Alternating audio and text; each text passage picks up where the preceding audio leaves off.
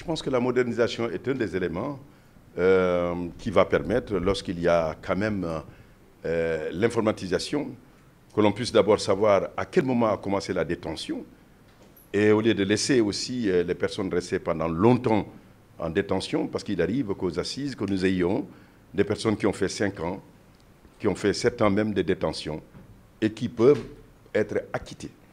Et cela pose essentiellement un autre problème. C'est une vie qui est brisée. C'est la question de l'indemnisation.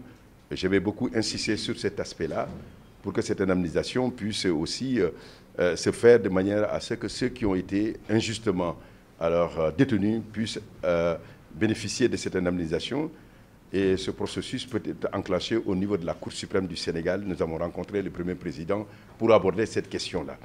Mais la lenteur de la justice, ça concerne tout un système. C'est la raison pour laquelle nous continuerons à discuter avec tous les acteurs de manière à ce que le droit à un procès équitable, juste et équitable, dans un délai raisonnable, soit concret et soit une réalité concrète.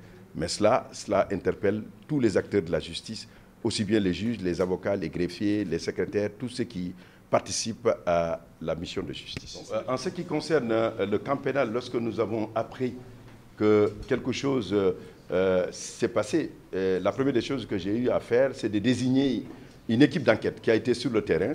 Nous avons quelques éléments de cette enquête qui nous montrent qu'il y a eu beaucoup de choses qui ne sont pas acceptables dans une prison aussi.